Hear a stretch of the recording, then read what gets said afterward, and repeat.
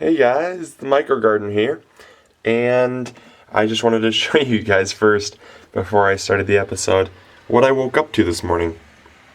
It is, oh gosh, it's good that I'm seeing this, because I really wanted to see winter, but I have a feeling, and so do a lot of other people, and so does the Farmer Almanac also said that it's going to be a really snowy winter, so it's good for me because I like going snowboarding, but bad for gardening because it's going to be a long, cold winter.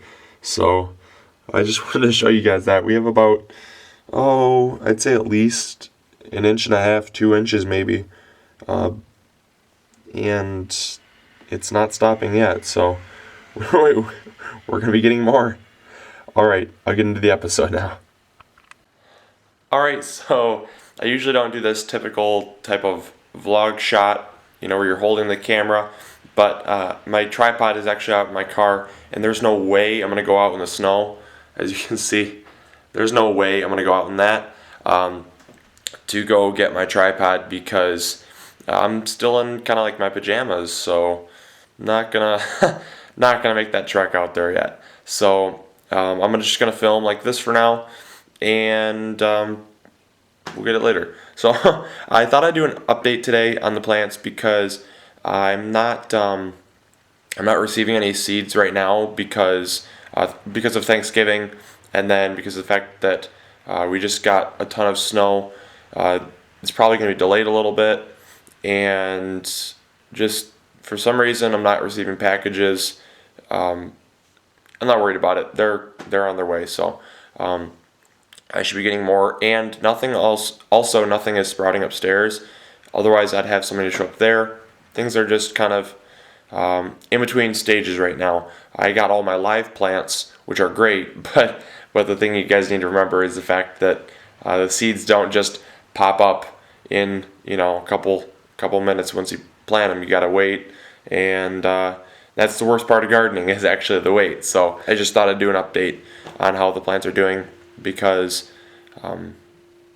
these first few weeks are key for the plants, since I just transplanted them. If they don't die within the first couple weeks, I think they're probably set, but it's just getting them climatized before they die that's the key stage. So I got them in between two radiators and just pumping out the heat, keeping them nice and warm, and keeping the soil really nutrient rich is also very key. This is my first cocoa plant, or my first coffee plant. It's still looking really green. The thing you want to check though is the lower leaves. Usually if they start not liking the transplant, you're going to notice in the lower leaves versus the upper leaves. And this is my pepper plant. This is going to be my bonsai pepper, and there's actually two in here. So I'm just probably going to either thin them out in like a week or two, or I'm just going to let them grow like that because they're doing just fine. Once I transplant them, I'll just pump up the nutrient level. But yeah, I cut the tops off. They're putting out a lot of side shoots, which is what you want. I'm just going to make it really bushy and low-lying. Next is another coffee plant, and this one is taking the transplant a little bit harder than I had hoped. As you can see here, some leaf roll and just some, it's not looking as green as it did when I first transplanted it. It's still looking very healthy, so I think it'll probably make it, but you just get there's some stressed leaves in here that indicate that it's not liking the transplant as well. And my biggest worry is actually this one. This one is not liking the transplant whatsoever. As you can see here, the leaves got really yellow, and it almost looks as if they have leaf chlorosis, and that's just where the my grandfather clock again. It's always so convenient on like when it wants to chime. So I'm just gonna talk over it. Okay, it has like the yellow veins, and usually leaf chlorosis is the leaf turns yellow, but the veins stay green. But this is kind of the opposite actually, and it's not looking too hot. As you can see, it's doing it there as well, and it's just I haven't overwatered it, which is usually that's what it looks like when you overwater. It's just not taking the transplant as well as I would have hoped, and that's partially because it's a really mature plant, and Usually the really mature plants, they don't like to be moved too much because they've been growing for a long time in their native land. And this one is also taking the transplant kind of hard here. This one actually is probably going to lose its leaf. It's very, see, as you might have heard that crack, it's very, very brittle. Top leaves do look good and shiny, so that's a plus. I'm hoping, again with this big one, that it just drops maybe its lower leaves and keeps its upper leaves, which is totally normal. It's totally fine. It's going to bush out anyways because I'm going to trim off the growing tip once it gets established. I just didn't want to do it right now and then kill it off. That's one thing that a lot of people do. They're like, I'm going to just cut off the growing tip, and then it just never has time to establish. It's already stressed from the transplant, and then they cut the top off and it's dead. Here's the newest addition to the garden. Excuse me. This is a prickly pear cactus, and I will be transplanting it to stand it up a little bit. It started growing kind of funky for some reason, and it bent over, but it's been growing like this for a while now, and it's totally healthy and fine. I started this about, I'd say maybe 4 or 5 months ago, and so it's slow growing for sure, but it's a fun plant to grow because it's a cactus and it fruits, so it'll be the first one that I've ever grown like that. And then the other one is the goji berry.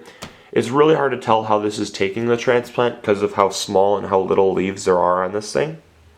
But from what I can see, there's really no discoloration from the leaves that there are on here, and it hasn't dropped any, so that's a plus. I've just been keeping it moist, not soaking wet, but just moist, and I just fertilize with some fish emulsion to keep the nutrient levels up to reduce stress. Down here, this vanilla plant is looking great. I thank you guys so much for all the feedback that you guys gave on the last video. I asked you guys if I did the vanilla plant right, and I think it was kind of mixed whether or not. Some people said I did it right, some people said I didn't, but a lot of people did give good advice by saying that I should use some wood chips, so I might look into that. But as of right now, it's not showing any signs of stress. It's not showing any really yellowing of leaves. This one is new. This is a new leaf. They'll always look yellow before they get well established.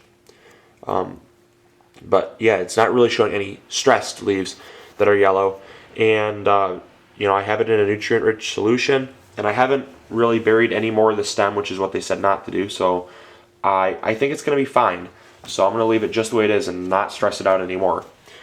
Next is the banana, and the bananas, people know, always take transplants. They don't like it too much.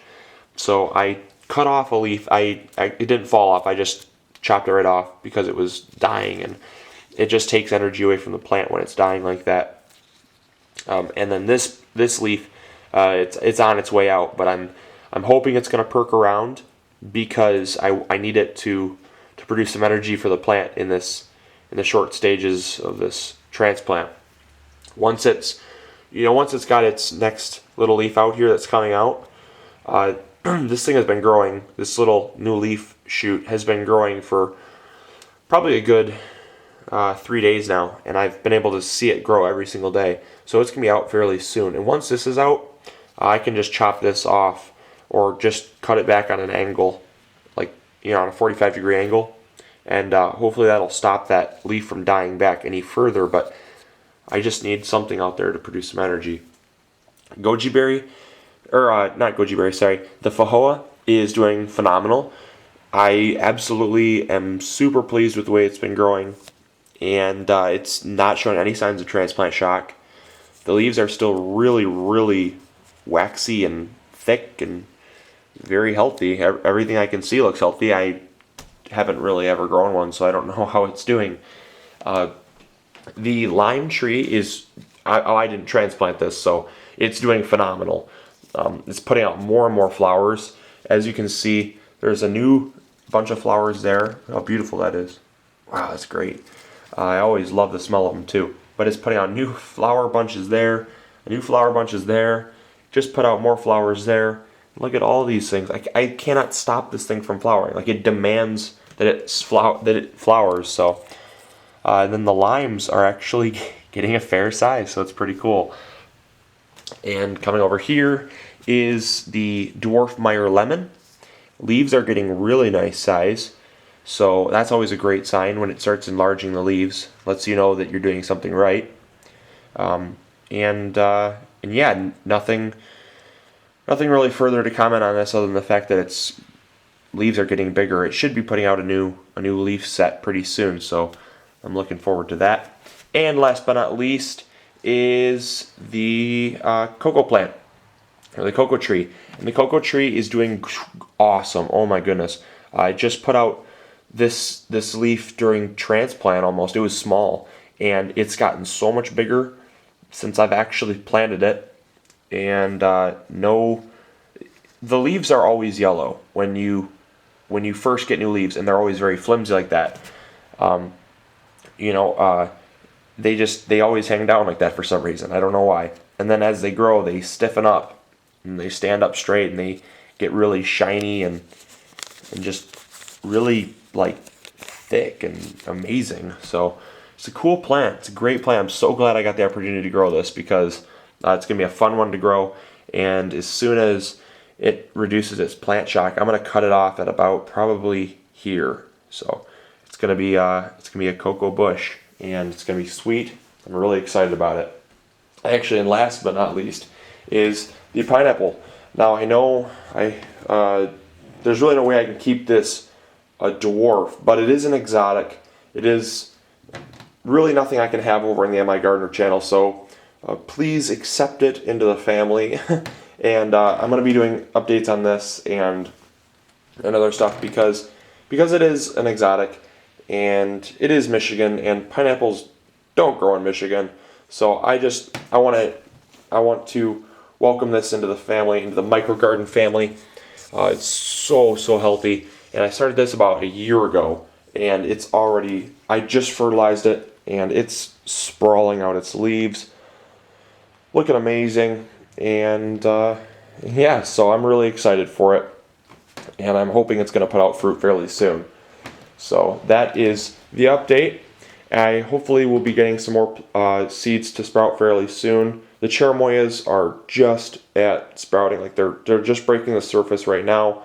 They've been taking forever, but I'll hopefully have them by next week.